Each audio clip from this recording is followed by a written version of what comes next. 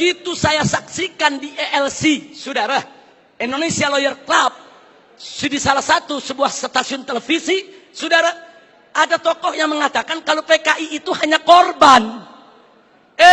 Kalau PKI itu korban, penjahatnya siapa? Kalau PKI korban, berarti penjahatnya NU, penjahatnya Banser, penjahatnya Masumi, penjahatnya tentara, penjahatnya Polri, penjahatnya negara, saudara. Nah, maka itu saudara, ya kalau korbannya PKI, berarti penjahatnya Nahdlatul Ulama NU, berarti penjahatnya Muhammadiyah. Enaknya saudara, umat Islam ini dianggap semua sebagai pelaku kejahatan. Ini kita tidak terima. Kepada yang bersangkutan, kalau ingin simpatik kepada PKI itu urusanmu. Tapi jangan coba-coba mengatakan mereka korban. Itu akan menyinggung perasaan jutaan umat Islam di Indonesia. Baik saudara, saya di sini tidak mau sebentar karena waktu sudah sebentar. Implikasi saya lewatkan dulu. Usulan FPI untuk simposium ini. Ayo kita kembali kepada Pancasila dan Undang-Undang Dasar 1945 yang asli, yang dijiwai Piagam Jakarta sebagaimana amanat dekret Presiden 5 Juli tahun 1959. Takbir, merdeka. Yang kedua, tolak segala perbuatan dan pemahaman ideologi yang bertentangan dengan nilai luhur ketuhanan yang Maha Esa sebagai jiwa daripada Pancasila. Apapun ideologi, pemahaman dan perbuatan yang bertentangan dengan nilai luhur ketuhanan yang Maha Esa harus kita tolak, saudara. Termasuk pemahaman PKI, komunisme, ateisme, kemudian Leninisme, Marxisme, termasuk segala kemunkaran dan kemaksiatan yang bisa mengundang kemurkaan Allah sehingga bisa terjadi, yaitu malapetaka dan musibah di negeri kita.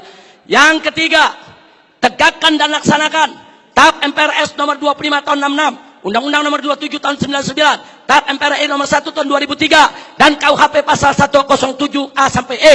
Karena itu kita serukan TNI dan Polri jangan pernah ragu. Anda semua punya payung hukum untuk menindak, menutup, membubarkan setiap kegiatan PKI di seluruh wilayah NKRI ini, saudara. Kemudian yang keempat, ada 5 poin, saudara. Tolak formalisasi rekonsiliasi dengan PKI. Saudara, saya punya cerita. Di tahun yang lalu, 16 Agustus tahun 2015, kami Ormas Islam itu melakukan long march yang diikuti oleh ratusan ribu umat Islam dari Senayan, Sudirman, Tamrin sampai ke Istana. Kenapa kami gelar itu parade tauhid, saudara, dengan ratusan ribu umat Islam?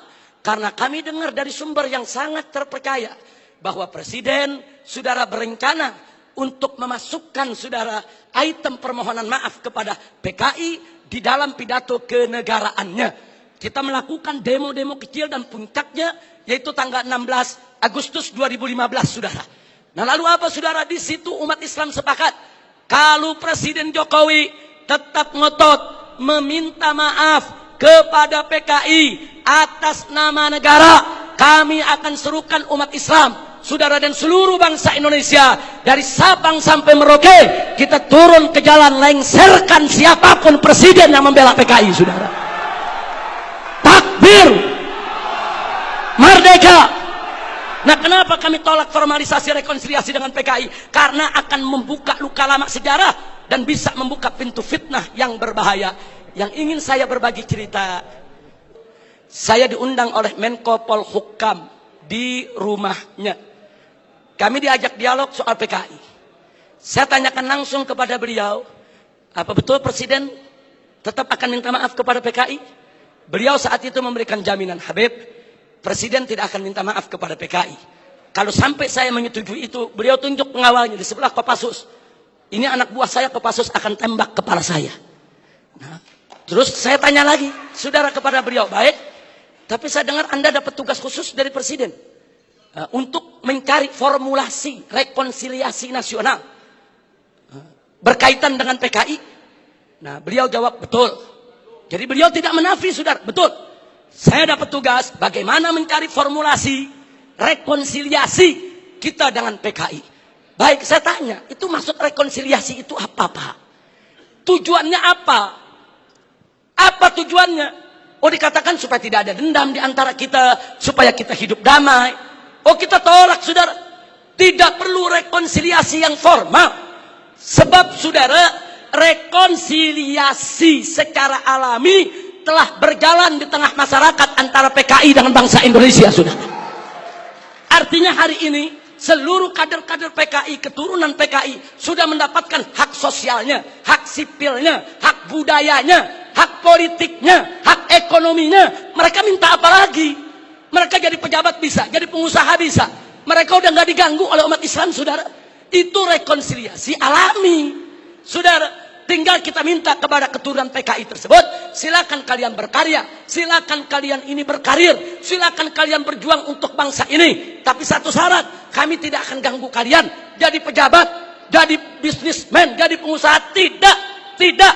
Tapi syarat, jangan lagi bangkitkan ideologi komunis, jangan lagi bangkitkan partai komunis di Indonesia. Nah, tapi sekarang mereka minta lebih. Mereka minta partai komunis dipulihkan kembali. Dan lebih kurangnya ajarnya lagi, saudara. Mereka minta negara minta maaf kepada mereka. Ini rekonsiliasi macam apa? Maka itu rekonsiliasi yang diformalisasi oleh pemerintah, saya khawatir ini akan membuka luka lama sejarah. Dan ini bisa membuka fitnah yang sangat berbahaya, saudara. Makanya tepat yang dikatakan oleh Kiai Haji Salahuddin Wahid, cucu daripada saudara pendiri Nahdlatul Ulama beberapa waktu yang lalu, kalau presiden, pemerintah ini sampai minta maaf kepada PKI, akan melukai seluruh perasaan daripada warga NU. Dan saudara, lebih telak lagi yang disampaikan oleh anggota Dewan Pertimbangan Presiden, yaitu Kiai Haji Hasim Muzadi. Beliau sampaikan langsung kepada Bapak Presiden, kalau Bapak minta maaf kepada PKI, bukan hanya NU yang terlukai, seluruh umat Islam bangsa ini akan terlukai. Ini bahaya, ini negeri udah damai, udah tenang. Kita nggak ribut-ribut lagi soal PKI, saudara. Kenapa mau dikorek-korek lagi luka lama, saudara?